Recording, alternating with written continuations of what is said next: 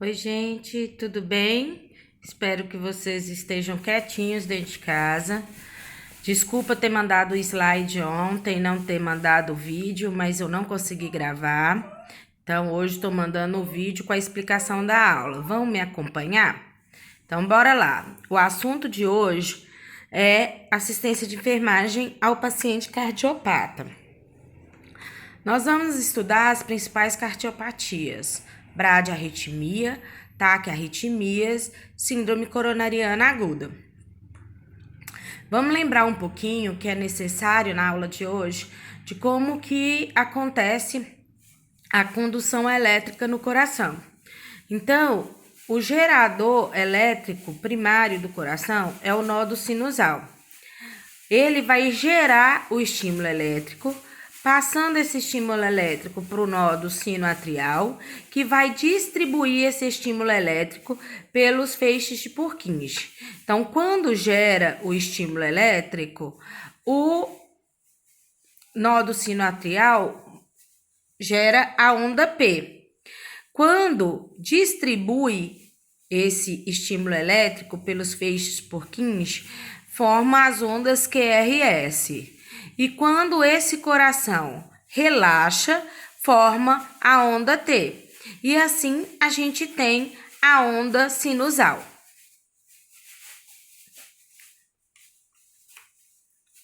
Para diagnóstico de transtornos cardíacos, vamos iniciar sempre com o ECG. Então, a gente já estudou no período passado o ECG de 12 derivações e ele que vai me dar a função elétrica do coração, como está, a contratibilidade desse coração, como que está acontecendo. Então, ele, pelo ECG, é que eu consigo definir se o paciente está com ritmo normal, bradicárdico ou taquicárdico, ou se está acontecendo um infarto agudo do miocárdio. Então, as bradicardias, elas vão se definir por uma frequência cardíaca menor que 60. E para a gente é relevante as frequências cardíacas menores que 50, porque elas vão apresentar sinais e sintomas de instabilidade, sinais e sintomas de alterações hemodinâmicas, como vertigem, desmaio, edemas, fadigas, ascites. Então, isso que vai apresentar para a gente. Tá? Geralmente o cliente nos procura com uma queixa de desânimo ou desmaio. A etiologia das bradicardias acontecem por fatores intrínsecos do próprio coração ou extrínsecos fora deste coração. Os fatores intrínsecos, o principal está na degeneração cardíaca senil, decorrente da idade. Mesmo todo idoso vai ter uma bradicardia decorrente dessa degeneração do músculo cardíaco pela idade. Isquemias cardíacas, nem todo infarto ele vai ser fulminante. Alguns infartos pode acontecer em pequenas áreas no miocárdio e essas áreas alteradas isquêmicas, né? Elas vão dificultar a passagem do estímulo elétrico pelas fibras musculares. As doenças inflamatórias do coração, assim como as doenças autoimunes, vão causar um edema cardíaco, um aumento desse coração, dificultando também a contratibilidade cardíaca. Tá? Os fatores extrínsecos aparece a hipóxia. Então, quando o paciente por algum motivo está hipoxêmico, por exemplo, os pacientes com DPOC, com doença pulmonar obstrutiva, ele vai apresentar hipóxia e, em decorrente da hipóxia, vai apresentar uma bradicardia. O aumento do tônus vagal, que é uma disfunção do nódo sinusal e atroventricular por predominância do estímulo parasimpático. E os medicamentos que vão causar também bloqueios na passagem elétrica, por exemplo, os medicamentos beta-bloqueadores e os digitálicos, ok? A classificação das bradicardias é de acordo aonde está o problema. Então, nós temos as disfunções do nodo sinusal, quando o problema está no nodo sinusal, e os bloqueios atrioventricular, quando o problema está no nodo atrioventricular ou na distribuição desse estímulo elétrico pelos feixes de Purkinje. Se vocês conseguirem, em um ECG, identificar para mim que o paciente está com bradicardia, isso para mim já está ótimo para o enfermeiro generalista, certo? Então, fique atento a identificar, como identificar a bradicardia. Não conseguir identificar qual o tipo de disfunção, isso já é mais difícil um pouquinho, então eu não importo muito não, tá bom? Então, nós temos as bradicardias sinusais, a gente tem um espaçamento entre um QRS e outro, alargado, tá vendo como tá comprido? Então, ele pode acontecer fisiologicamente, né, por um estímulo vagal, ou por um aumento da pressão intracraniana, ou coração de atleta. Os atletas de alta performance, eles apresentam um coração hipertrofiado, assim como os músculos dele. E esse coração hipertrofiado dificulta a passagem elétrica. Eu não preciso fazer tratamento. Mas quando o paciente apresenta uma bradicardia sinusal decorrente de medicamento, é necessário que o médico reveja a dose desse medicamento, certo? A pausa sinusal é quando o paciente apresenta um desaparecimento da onda P. Então, na hora de formar um novo estímulo elétrico, dá uma paradinha. Então, o paciente vem em ritmo sinusal ou mesmo um ritmo bradicárdico, dá uma parada e reinicia novamente com um impulso elétrico no nodo sinusal depois de alguns segundos. A causa disso é aumento do tônus vagal ou isquemias, a degeneração senil e intoxicações digitálicas principalmente. Síndrome Brady-Itaque é quando o coração vem numa taquicardia, faz uma pausa e reinicia o impulso elétrico em bradicardia e vai aumentando progressivamente até fazer uma taquicardia novamente. Esse ritmo cardíaco, ele é comum em processos inflamatórios cardíacos. Então, quando um paciente apresenta num CTI, por exemplo, sepsemia, a gente pode ver um ritmo desse, tá? Então, a gente pode ter isso num CTI, numa sepsemia, ou nas degenerações ou fibrose miocárdica, ok? Que é a fibrose miocárdica pode acontecer, por exemplo, por doença de Chagas, que é muito comum aqui na nossa região. O bloqueio atrioventricular, ele vai progredindo os graus. Então, ele inicia com um nodo, o intervalo PR maior que 2 segundos, certo? E ele vai progredindo essa alteração. Tá vendo que tá mais alta a ondinha? Tá vendo aqui? Aqui, ó. Só um minutinho que eu vou conseguir, gente. Trocando de mão. Aqui, ó. A ondinha tá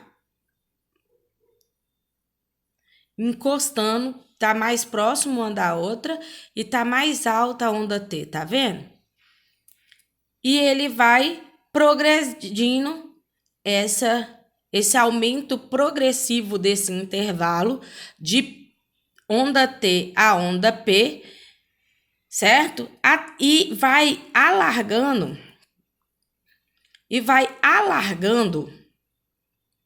a espícula do QRS. Olha aqui como que tá um QRS estreito.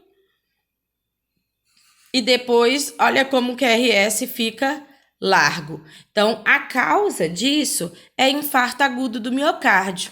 Então, quando a gente vê um QRS alargado, a gente pensa logo em infarto agudo do miocárdio, certo?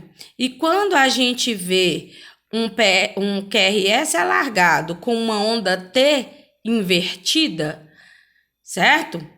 A gente já afirma que esse paciente está com uma isquemia. Aqui um processo anginoso, certo? E aqui um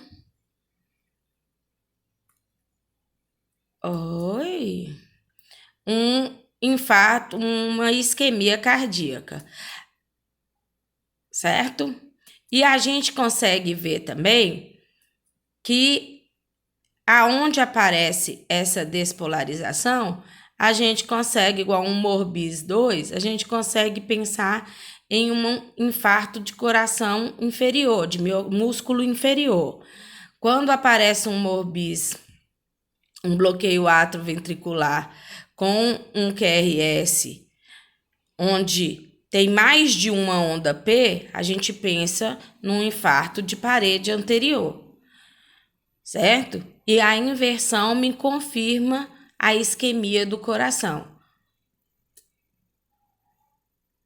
Os sinais e sintomas de instabilidade hemodinâmica vão ser alterações neurológicas, torpor, síncope e coma. Torpor é aquele quando a gente chama o paciente e ele não responde ou responde frases desconexas ou ruídos incompreensíveis. Então fala Fabiana, e a pessoa fica numa sonolência o tempo todo. Os sinais de choque são hipotensão, oligúria, má perfusão e cianose, a dor anginosa, que é característica do infarto, que é a dor do lado esquerdo do tórax, que irradia para o membro superior esquerdo e região epigástrica, e a insuficiência cardíaca, que vai provocar edemas. Aqui a gente tem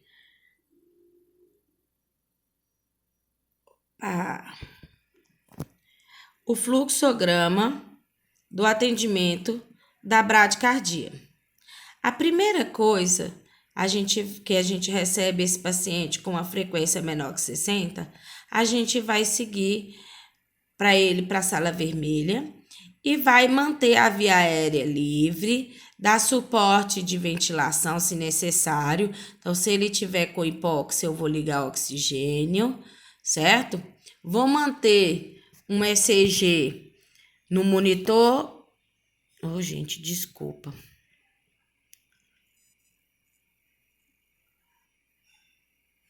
Isso. Vou manter ele monitorado com um ECG no monitor multiparâmetro, assim como PA e oximetria, e vou puncionar 2 acessos venosos calibrosos com Gelco 18. Sinais e sintomas. Se melhorar, eu vou observar com perfusão, se ele apresentar os sinais e sintomas que eu disse acima, alteração da consciência, dor torácica, hipotensão e sinais de choque, mas que a perfusão, ele não está com cianose, ele não está com palidez, eu vou manter ele monitorado e observar. Se a perfusão estiver inadequada, eu vou fazer atropina. A dose inicial de atropina é 0,5 em bolos, podendo repetir a cada 3 minutos até fazer 3 gramas. Se necessário, eu vou ligar dopamina, que é um biotônico funtora do coração. Ele é um cardiotônico, um fortificante do coração. A 2 a 10 microgramas por quilo de peso por minuto de infusão. E ainda, se tiver a bradicardia muito significativa, vai entrar com epinefrina endovenosa 5 a 10 microgramas por quilo de peso. Mas é muito importante, nesse momento, eu avaliar as causas dessa bradicardia e tratar essas causas, caso esteja aparecendo alguma, para que eu tenha uma reversão dessa bradicardia ou que eu defina que esse coração está mesmo doente. Então, as causas são 6H e 5T. Primeira delas, hipovolemia, hipóxia, acidose, o hidrogênio, lembra que o hidrogênio ele é um ácido, hiperpotassemia, hipoglicemia e hiponatremia, hipo ou hipernatremia. E hipotassemia não, gente, desculpa, hiponatremia ou hipotermia. Os T são tóxicos, o uso do digitálico, do beta-bloqueador, o tamponamento cardíaco, que eu só vou descobrir com um ecocardiograma, assim como a tensão no tórax, um pneumotórax, eu consigo perceber o pneumotórax por meio de um raio-x, a trombose, que eu tenho que fazer um coagulograma, ou o traumatismo, que o paciente vai chegar para a gente com traumatismo craniano ou com um traumatismo torácico e eu vou perceber isso. Descartada essas causas e o paciente mantém a bradicardia com perfusão inadequada, tem que preparar um marca-passo transvenoso para esse paciente e uma consulta com um cardiologista o mais rápido possível. Então, o tratamento de uma bradicardia vai ser marca-passo. Mas vocês estão trabalhando lá em São João da Ponte, certo? Não temos cardiologista, não tem quem passe esse marca-passo transvenoso, então nós vamos estudar agora os tipos de marca-passos. Então, um marca-passo que vocês devem ter lá em São João da Ponte, quando vocês for trabalhar lá, certo? Na porta de entrada, que vocês ficarem muito tempo sozinhos, é um marca-passo transcutâneo, que é esse daqui.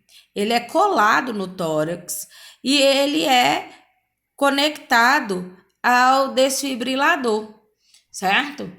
E ele já vem no adesivo me mostrando como que eu devo colar. Então, eu vou colar no segundo espaço intercostal e vou descer e vou colocar o outro no sexto espaço intercostal indo para a parte posterior do tórax, começando na linha M clavicular e indo para a parte posterior do tórax.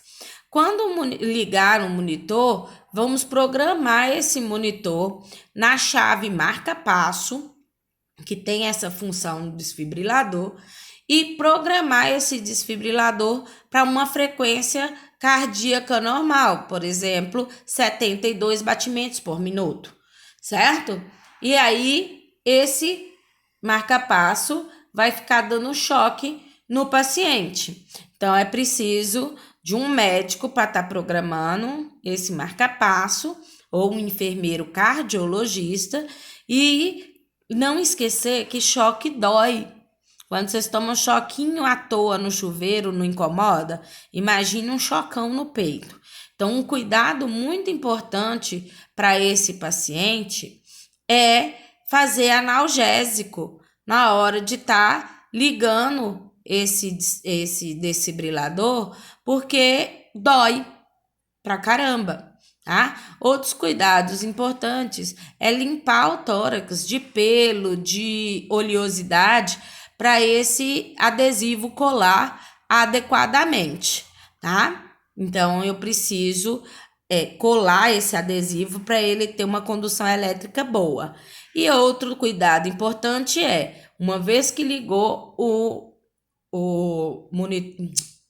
marca-passo transcutâneo, você, enfermeiro, que tem a responsabilidade de cuidar de paciente crítico, não vai sair de perto desse paciente. Você vai monitorar esse paciente até você ou o SAMU da sua cidade, a unidade avançada do SAMU, transferir esse paciente para um serviço especializado em cardiologia, ok?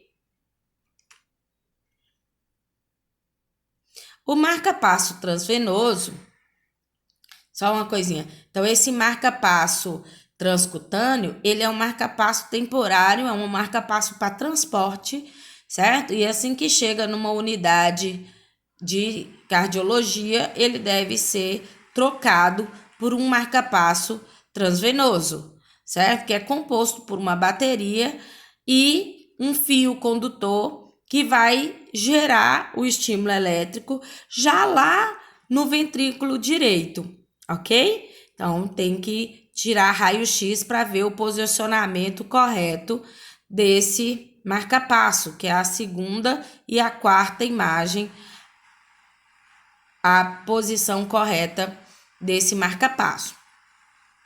Esse marca-passo, ele vai ficar até o paciente fazer exames laboratoriais, raio-x, exames cardiológicos como ecocardiograma, ECG, né? Para o Holter, para ver como que tá um estudo aprofundado desse coração para um diagnóstico preciso. Então, um cuidado importante que tem que ter, quem inserta esse marca-passo é o cardiologista, é o cirurgião cardiovascular, certo? E um cuidado que a gente tem que ter é fixar essa bateria no braço do cliente como uma faixa para ela não cair, porque senão se você mobilizar o paciente, ou o paciente mexer e ela não estiver presa, ela vai cair e ou romper o fio e ficar dentro do coração do paciente, ou arrancar fora e o paciente ficar sem o marca-passo. Então, isso é muito importante, certo? Quando detecta por meio dos exames que o paciente realmente tem uma alteração no nódulo sinusal ou no átrio ventricular, ele vai precisar de um marca-passo definitivo, que é uma bateria que é implantada subcutânea, certo? E ela também possui 2 fios, polos positivos e negativos, e vai ser colocado um fio condutor no átrio direito e o outro polo no ventrículo direito.